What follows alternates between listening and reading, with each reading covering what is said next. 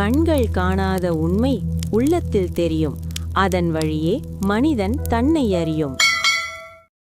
ஓம் நமச்சிவாய.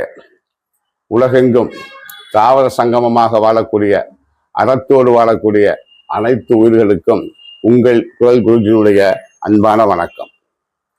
இன்றைய பதிவு மிகவும் விஷயமானது, விவரமானது, ஆற்றலுடையது. 3 கேள்விகளை என்னை கேட்டிருக்கிறார்கள். ஒரு நபர் தத்துவம் என்றால் என்ன, அதை சொல்ல வேண்டும் என்று சொன்னார். 30 ஆண்டுகளுடைய படிப்பை அவர் கேட்டிருக்கிறார். தத்துவம் என்பது 30 ஆண்டுகள் படிக்க வேண்டிய ஒரு விஷயம். அப்போதுதான் ஒரு அளவாவது பொய் கலந்துதான் அது உணர முடியும். காரணம் மாயினுடைய வாழ்க்கை. எனவே தத்துவத்தை முழுமையாக உணர முடியாது. ஏனென்றால் அது பேராற்றலுடைய விஷயம். அந்த இடத்துக்கு நம்முடைய சிந்தையும் மொழியும் செல்லாது.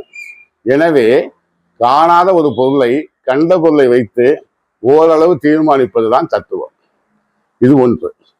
அடுத்து ஒரு நபர் கணபதி என்று சொல்லக்கூடிய விநாயகரை மூலப்பொருளாக, பிள்ளையார் சொல்லியாக ஆதி காலத்திலும் சரி இன்றும் சரி பயன்படுத்துவதற்கான காரணம் என்ன என்ற ஒரு கேள்வியை கேட்டிருந்தார்.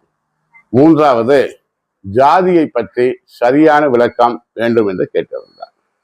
இதனுடைய பதிவு முதல் விளக்கம். 5 கரத்தனை ஆணை முகத்தனை, 5 கரத்தனை ஆணை முகத்தனை, இந்தின் இளம்பிறைகோல் எய்தனை, நந்தி மகந்தனை, நாண கொழிந்தனை, குந்திகள் வைத்து அடி போற்றுகின்றேனே. இதுதான் விநாயகருக்குரிய அருமையான ஒரு பாடல். இந்த பாடல் உள்ளே இருக்கக்கூடிய விஷயத்தை இதுவரை யாரும் சரியாக புரிந்து கொள்ளவில்லை. 5 கரத்தனை என்று சொன்னால் பஞ்சபூதத்தை குறிக்கும். அதனால்தான் அவருக்கு கணபதி, கணம் என்றால் பூதம், பூத கணங்கள் என்று சொல்லுவோம், கணபதி என்று சொல்வார்கள். 5 கரத்தனை என்று சொன்னால் அது 5 பூதத்தனை. 5 கரத்தனை ஆணை முகத்தனை என்று சொன்னால் உலகத்தில் நாதமாக, சப்தமாக, உராய்வின்றி இயல்பாக எழக்கூடிய ஒரே ஓசை அகரம். அந்த ஆணாவைத்தான் 5 கரத்தனை ஆணை முகத்தனை, இந்தின் இளம் பிறை போல் எய்தனை. இந்து என்றால் மதி, மதி என்றால் நிலவு, சந்திரன். ஆக 3ஆம் பிறையாக அறிவு தொடங்கக்கூடிய ஆற்றலுடைய நிலை. இந்தின் இளம்பிறை போல் எய்தனை, நந்தி மகந்தனை. நந்தி என்றால் அறம், அறத்தினுடைய குழந்தையாக இருக்கக்கூடிய கணபதியை நந்தி மகந்தனை, ஞான கொழுந்தனை, அறிவினுடைய மூலமாக இருக்கக்கூடிய அத்தகைய ஆற்றலை புந்தியில் என்னுடைய மூலாதாரத்தில் வைத்து வணங்குகின்றேன் என்பதுதான் இந்த பாடலினுடைய விளக்கம். எனவே மூலமாக அடுத்தபடியாக ஜாதியை பற்றி கேட்டார்கள். ஜாதி 2 ஒழிய வேறில்லை சாற்றுங்காய், நீதி வலுவா நெறிமுறையில் நின்று, இட்டார் பெரியோர் இடாதார் இழுகுலத்தோர் பட்டா ஆங்கு உள்ளபடி. சாதி 2 என்று சொன்னால் ஒரு உயிராற்றல் உடைய மானுடம் சம்சார பந்தத்தின் காரணமாக பிறப்பெடுக்கிறது அல்லவா, அது ஒரு சாதியாகவும், அப்படிப்பட்ட அந்த ஆன்மா தன்னுடைய கர்மவினையை கழித்து முத்தி நிலையை அடைகிறது அல்லவா, அது ஒரு சாதியாகவும் தான் இந்த பாடலில் சொல்லப்பட்டு உள்ளது. சாதி 2 ஒழிய வேறு இல்லை. இந்த 2 தான் ஜாதி. ஒன்று பிறப்பெடுக்கும் ஜாதி, ஒன்று பிறப்பு அறுக்கும் ஜாதி. சாதி 2 ஒழிய வேறில்லை. சாத்துங்கால், சாத்துங்கால் என்றால் நீங்கள் பிடிக்கக்கூடிய ரவி மதி சுடராகிய இந்த சுவாசத்தை தான் சாத்துங்கால் என்றால் காற்று. சாத்துங்கால் நீதி வலுவா நெறிமுறையில் நிற்க வேண்டும். அறவொழுக்கத்தோடு உயர் பண்போடு நாம் இருந்து சவம் செய்து இந்த காத்தை பிடித்தால் நாம் முத்தி அடைவோம். எனவே அந்த முத்தி நிலையைத்தான் 2வது சாதியாக சொன்னார் என்பதை அனைவரும் கொண்டு கொள்ள வேண்டும். இப்போது நாம் தத்துவம் படிக்க வேண்டும்.